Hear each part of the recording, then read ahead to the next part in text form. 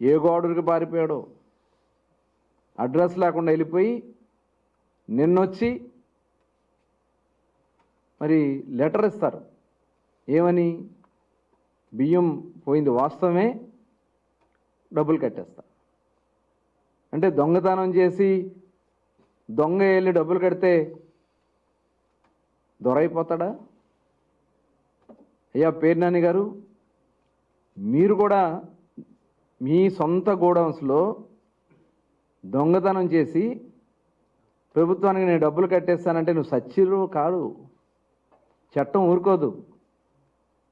చట్టం మిమ్మల్ని ఖచ్చితంగా ఇవాళ మీ అవినీతి దాహానికి మీ ఆడవాళ్ళని కూడా తీసుకొచ్చి రోడ్డు మీద నిలబెట్టారు కదయ్యా.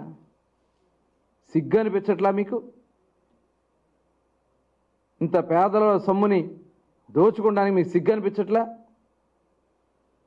ఇవాళ మేమంతా కూడా మొత్తం గోడౌన్స్ కన్స్ట్రక్షన్ దగ్గర నుంచి నీకు రాజకీయమే వ్యాపారం.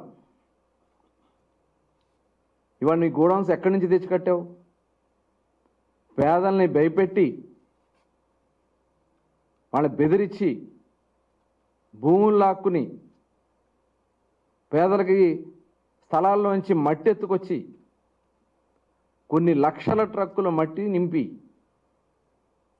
దాని మీద అవినీతి గోడౌన్స్ కట్టుకుని అవినీతి గోడౌన్స్లో పెట్టిన బియ్యాన్ని అమ్ముకుని ఇవాళ పేద ప్రజలను మోసం చేసింది వాస్తవమా కాదా? అన్నిటికీ సమాధానం చెప్తావు కదా నువ్వు. ఇవాళ ఇది జరిగిన దానికి ఎందుకు నువ్వు సమాధానం చెప్పట్లేదని చెప్పి నేను అడుగుతా ఉన్నా. ఇవాళ మీరు చేసినటువంటి మొత్తం బియ్యం స్కామ్ మొత్తం కూడా, రేషన్ బియ్యం స్కామ్ ఒక పక్కన, ఇవాళ చట్టపరంగా మీ మీద ఎలాంటి చర్యలు తీసుకోవాలనే దాని మీద మొత్తం కూడా జరుగుతూ ఉంది. నిజంగా ఎంత దుర్మార్గం అంటే, గతంలో అక్కడ సిడబ్ల్యూసి గోడౌన్స్ ఉన్నాయి. 40,000 టన్నుల కెపాసిటీ ఉన్నటువంటి సిడబ్ల్యూసి గోడౌన్స్ ఉంటే అందులో ఒక గింజ బియ్యం కూడా పెట్టనకుండా ఆపేసి దాదాపు 300 మంది పొట్ట కొట్టింది వాస్తవం కదా నువ్వు? ఇవాళ వాళ్ళు పండగ చేసుకుంటా ఉన్నారు. ఇవాళ అదే ఆ సిడబ్ల్యూసి గోడౌన్స్, చిలకలపూడి గోడౌన్స్ సంబంధించినటువంటి ఆ పేద కార్మికులు వచ్చి స్వీట్లు పంచుతూ ఉన్నారు.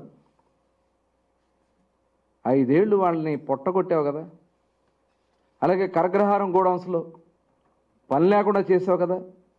మొత్తం ప్రభుత్వం నుంచి ఏదైతే సివిల్ సప్లైస్ నుంచి వచ్చే బియ్యం మొత్తం కూడా నీ గోడౌన్స్లో పెట్టుకుని ఆ గోడౌన్స్ ద్వారా విపరీతంగా దోచుకుని ఇప్పుడు మొత్తం స్కామ్ అంతా కూడా బయటపడింది. ఇంకా చాలా ఉంది దీని వెనక. మొత్తం కన్స్ట్రక్షన్ దగ్గర నుంచి ఒక అవినీతి మీద కట్టినటువంటి గోడౌన్ అది.